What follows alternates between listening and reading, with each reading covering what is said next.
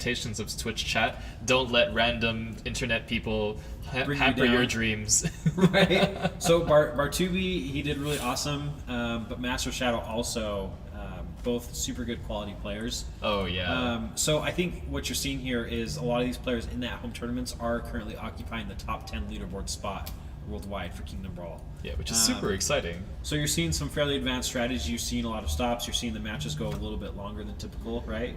Yeah. So yeah. if you've never played this game before, which a lot of people are just being introduced to this game for the first time, if you play against the AI, your matches can be as short as 2 minutes.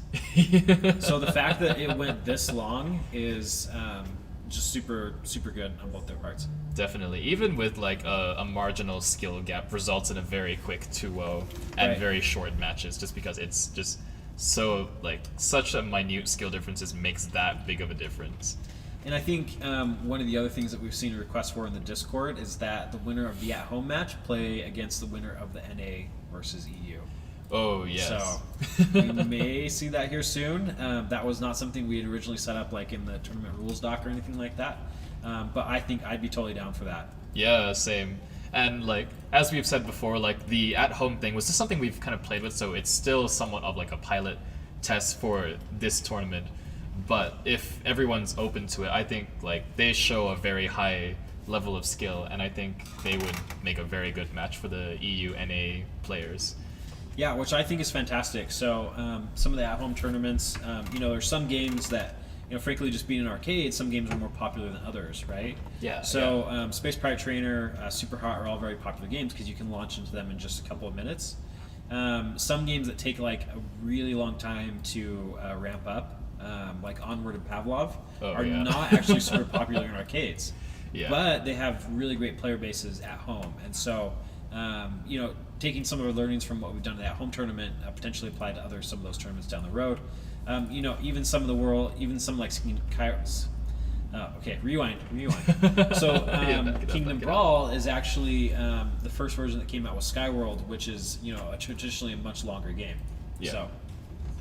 That makes sense.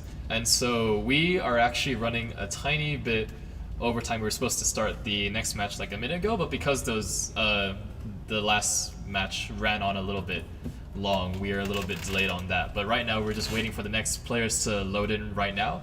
And now that the at-home is concluded, we are going to the NA finals, where we are having their usernames escape me. Let's actually load up the brackets here. Okay, yeah. So we're waiting on Waylon from Spectrum.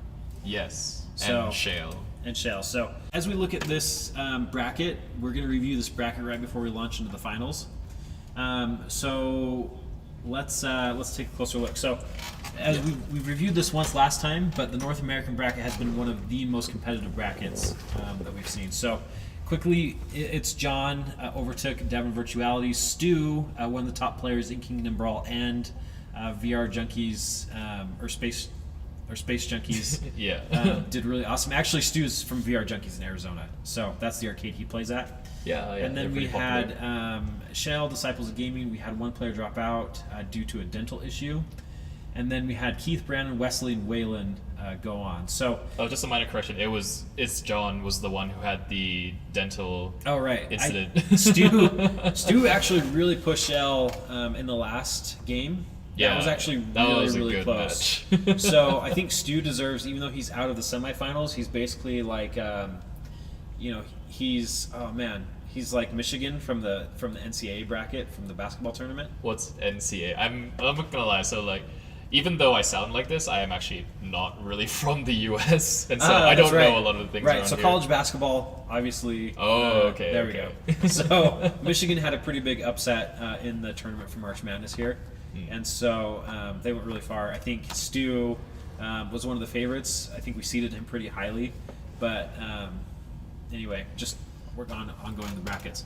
Yeah. So we had Shell, who is currently playing, and then we have Waylon, so from Spectrum. Yeah, and it looks like the next two players are ready, and so we're going to jump straight into that match. Yeah. I'm super stoked for this match. We basically have Shell, who's one of the master tacticians, and then we have Waylon, who basically, they ended semifinals. They ended up two players from their own same arcade, right? Which is pretty rare. Yeah, I know, right? Two players from the same arcade face off. But Yeah, he almost seems like a conspiracy if you ask right? me, you know? They're like, hey, Waylon, like, go and win, right? Yeah, exactly. Be like- the representative from Arcade, but I don't know if even if they threw the matches to each other, which there's no way they did. Yeah, I know. Yeah. But anyway, if they did that, we'll see if Waylon can really go against Shell. So, or if the semifinals was Shell versus Stu was some of the highlight of the competition. I think it really was from last time at stream. Yeah. I mean, like, these people are in like the top rankings for Kingdom Brawl right now, and if I'm not mistaken, like Shale actually has like is up there by quite a margin, if I'm not mistaken. Yeah, and as far as we know, this is actually the very first VR esports card-based strategy esport tournament ever. That was a little bit of a mouthful, but there has never been, strategy games in esports are really new. I just took a look a little bit earlier at some of the top games in VR by player base. There's this website called VR Looking for Group. Yeah. And strategy games, there's only, I think, 2 in the top 50. Wow. So, esports really started off with like Quake and StarCraft, and so RTS games have had a really strong traditional thing in esports. But for VR, strategy games are still climbing. People are experimenting with what's new out there, and this. I think the point of it is that really, like, we're going to say 2019. This could have been the first tournament ever. I don't know if there's going to be esports historians in the future. Yeah, possibly. I mean, like, there are game historians and game journalists right now who are documenting all this. Right. Yeah. So this is actually pretty substantial that we have Shell and the players from Spectrum Arcade facing off.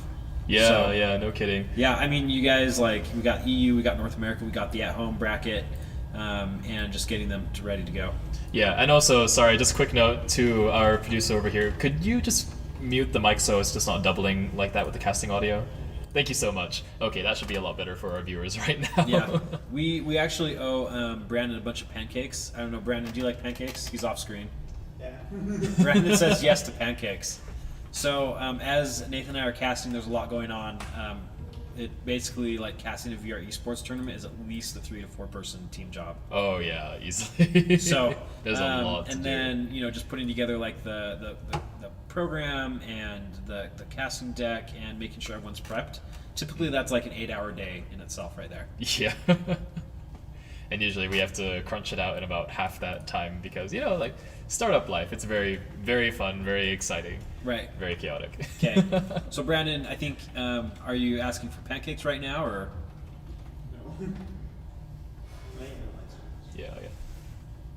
But yeah, it looks like we're experiencing several technical difficulties right now, so sorry, we apologize for that, but we should be able to get the match running in a couple more minutes. Hopefully our NA finalists aren't too nervous and like just kind of sitting there in the lobby. Yeah, I wrestled in high school, and the point before matches, I always got like butterflies in my stomach. Oh yeah, Right. yeah. I played baseball, a little bit of football, but baseball and wrestling are my 2 main sports, and just like right before the matches start, like, you always feel that way. Yeah, and So- we've even had that in we've seen it in other esports before when they experience technical difficulties and like the pace of the game is just brought to an abrupt halt midway, and all the players are just left stewing in their own thoughts. And Right, what a lot of 'cause- other sports will do is that they actually ban communication between team members, and so everyone's just sitting there in silence In for silence, like 10 just minutes. waiting, right? So I think we're getting light stream back up. Oh, okay. It looks like it's starting to work a little bit better right now. And I think this is really why a lot of esports players in general, even though like esports is all online technically, most of them opt to have the players in person. I mean, like, obviously there's the fanfare and seeing them in person and just having a high level of production with that. But also just comes from a practical standpoint, not having to deal with like this level of technical issues. And we definitely apologize for the numerous amounts of technical difficulties we've had this time. This has not happened in other tournaments. I mean, we have had difficulties before, but usually they're a lot smoother than today has been. Right. Although I really do enjoy live esports, because then you get some crazy moments. Have you seen the GIF with the guy of Madden? No, I haven't. Oh, he gets so mad. He basically has like a temper tantrum on screen. Oh no. And oh man, I forget who the Super Smash Brothers player was, but there's a Super Smash Brothers final recently, and not good, good sportsmanship at all. Oh no. But after he won, somebody threw a crab at him. Oh my, like an actual like crab. Right. Yeah. So actually, somebody because the way they did the Super Smash Brothers setup is they had they were like on a raised platform. And then I think they only had like 50 something people in the audience. Obviously, like a million people online because Super Smash Bros. Is huge. Yeah, yeah. But so you had like 50 people in the audience. As soon as the player won, I guess he's like a controversial player in the Smash community. Right. I don't know why, because if you go down that rabbit hole, you'll never get out. But Yeah. Somebody threw a crab on stage and Oh hit him in gosh. the back. Ah. Not that crabs are super deadly, Yeah. or anything, right? But It's got a hard shell though. yeah. If anybody can find the GIF of either the Madden player and throw it up in our Twitch chat, or I'd love to see it. I've never in heard Discord, of this before. right? So in the Kingdom Brawl, if you go to the Discord right now, and you can find the Madden player freaking out in live, I will or go you can there find later the crab, for sure. we will give you extra bonus points. That is So crazy. challenge to our Twitch viewers right now. The quickest one to either find the Madden player freaking out. He's so mad. He's just like, this game. I don't know. It's messed up. Or the crab. So I'm going to pull up Discord, and we're going to see if anybody manages to do that. in Sounds just an good. instant. But that's something I've noticed a little bit more in fighting games. Like people tend to get a lot more heated in those types of games, and I don't know if it's just like the players that fighting games tend to attract. It's like there's definitely a clear sort of like demographic for genres of different games. Yeah, I think the fighting game community has a reputation sometimes a little toxic, right? And I Yeah, don't know why yeah. that is. Super Smash Brothers is a super friendly game. Yeah, it is. And it's intentionally built like that. Like it has a very high skill cap, but also like just learning the basics of the game is quite low. It's not like you're having